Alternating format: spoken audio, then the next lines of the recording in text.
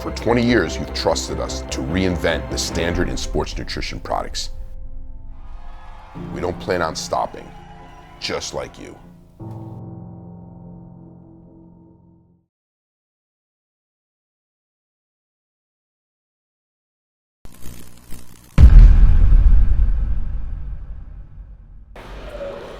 Who's that skinny guy on the wall up there?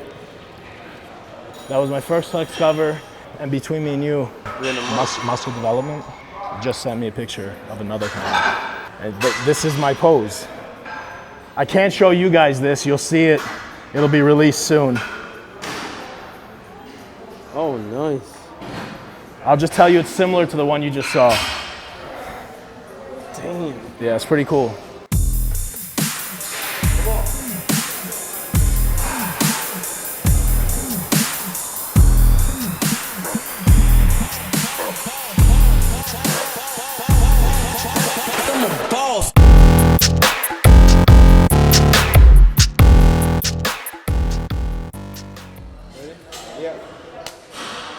What's up, guys? IFBB Classic Physique Pro Arash Rahbar here, filming with Generation Iron, the Mecca series.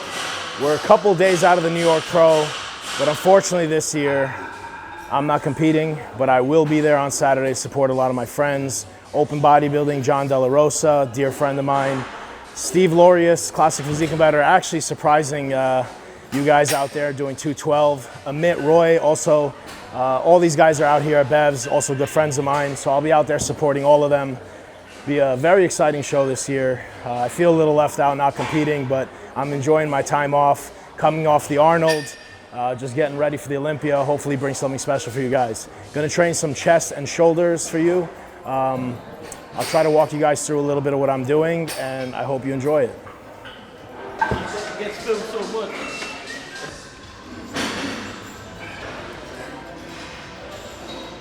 So my bicep tendon in my left shoulder, it's nothing major, but it's been inflamed for like a year. So I took some time off after the Arnold training chest and shoulders. This is my second week back and I feel good. But what I did was I put shoulders and chest together. So after this, I'll do delts.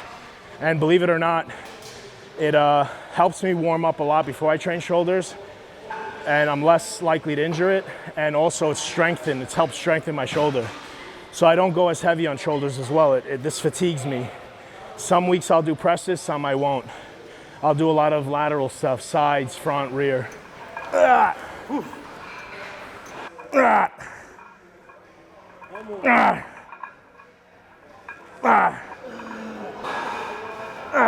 Good, let's go.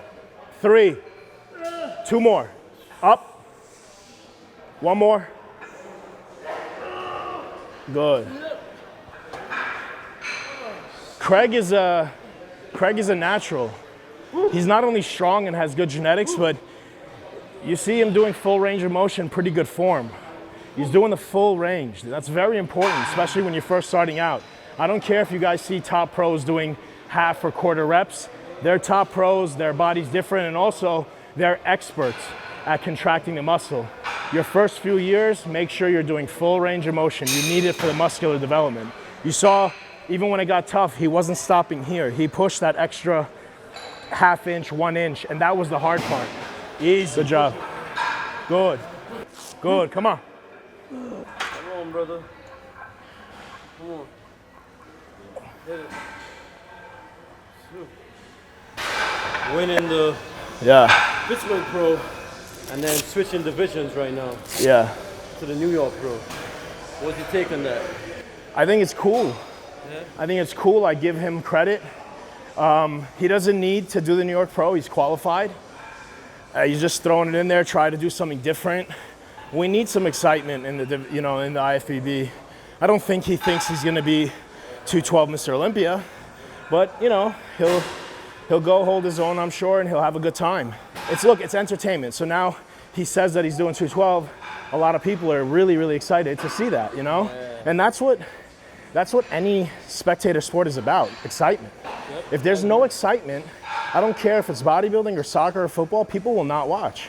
And I'm not saying we need to be doing backflips for people to sell tickets, but we work our asses off. We throw in a little bit of excitement, a little cool posing routine, someone switching divisions. It creates a little bit of excitement, a little bit of noise. So. Man, well, you've seen this in the sport before, where like Hede Hamagishi, he was in men's open and he came down to 212. And listen, opening 212. But this one in particular, what makes this different is that it was 2 weeks in between divisions. So he just won, and then 2 weeks later. Yes. So he's not coming in bigger. He's not coming in with more muscle. You know, he's just going to come in the way he is. And also, men's physique got very, very much criticized. And Classic gets criticized too. I've heard a lot of bodybuilders criticized, which really upsets me because the way I see it is we're a family. What? Weekend warriors. We're a family, man. You guys, I don't care if you like bodybuilding or you like Classic or you like men's physique. We're a family. Yeah. If I grow, they grow. If they grow, I grow. We grow together. So it's upsetting to see guys, in the bodybuilders talk about men's physique talk about Classic. I don't like that. But yeah, you see people transition, move over. You just don't really see a men's physique go to open. No. You see 212 in open, you see men's physique in Classic. Yeah. But men, it's interesting. Very interesting. It's cool, it's interesting. But this year, New York Pro I think is going to be one of the best in a while. Classic is going to be really good. Open is very competitive. I've seen, in my opinion, the top 5 guys, I've seen them all in person. They're all bringing it. And then, Steve in 212 is very cool. We're looking forward to it, actually. We're going to be there. We're going to be there capturing everything. So one of the great things about having the East Coast Mecca being my home, not only that it's one of the best gyms on the planet, but around showtime, I get to meet all competitors from around the world. David Hoffman here. First time I'm getting to meet him, I've seen him on social media. He's here for Classic Physique to do the New York Pro this Saturday, all the way from Germany, traveled all this way to compete. And he's training here the week of the show. So I always tell people, being here a few days before and a few days after the New York Pro, you get to see everyone and you get to see them in the craziest shape. I saw this animal training yesterday and he's got probably the best set of calves in all of the Classic Physique division. Show him your calves, David. Shredded and big. Wow. Turn around. Look at those calves. So I'm excited to see this guy on stage. He's got a great, truly Classic physique. If you check out his Instagram, David Hoffman, you'll see got real classic lines, real good look. So I'm interested to see what he's going to do on Saturday. You feeling ready? Yeah, feeling ready. I mean, not yet, but I have to get the color and everything on. Yeah. Get a pump, carb up a little bit. Yes, I'm David Hoffman from Germany, and I'm competing in the Classic Physique division. Yeah, actually, it wasn't any critique at all. So that surprised me maybe a little bit because I saw the videos of him correcting people in their poses, and he said I look great, and I think there's no need to sprechen. Well, you look great. Honestly, you look unbelievable. That looks great. What else? I think he's pretty honest. And he's very experienced, so I really appreciate his judgment. Yeah, it's great for me because it's the first time I competed in a new division. I was kind of insecure how it will come out. I dropped about 20 pounds, so I'm really happy to hear he likes my physique. So when I see guys with calves like this, I have to ask them because I genetically did not have big calves, and I've been training them, and I wouldn't call them big, but they've grown substantially. So did you have big calves always, or did you train for these? Well, I started training when I was 15 years old, so I didn't have those calves when I was 15, obviously, but I think I have good genetics. I always had a feeling when I do cardio before a show, they start to grow from doing cardio. And I had them torn when I was competing for the German nationals in 2008. So after that I trained lighter and I do a lot of supersets, so that gives me a great pump, and I don't need to do that much anymore. One thing that I've noticed, and King Kamali told me this years ago, and I agree with him, is guys that have genetically big calves, they're just big slabs of muscle. Nothing wrong with it, but they're just big, meaty. When you really train to build your calves like him, it's etched detail. You get that diamond cut and a lot of detail in the calf. That's what I've noticed. And if you guys start paying attention, you'll kind of see that. So clearly he's worked for those calves. I got to catch up.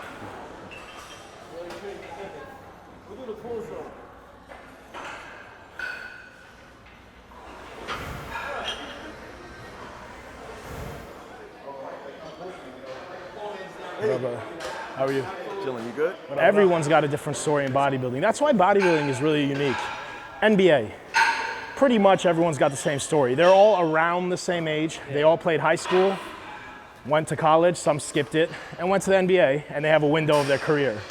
Bodybuilding, I'm competing against a 48-year-old and a 21-year-old. Yeah. You got Dexter Jackson, 2 decades competing.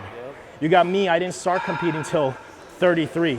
I'm 37, so I'm just getting started and trying to be one of the top guys in our division.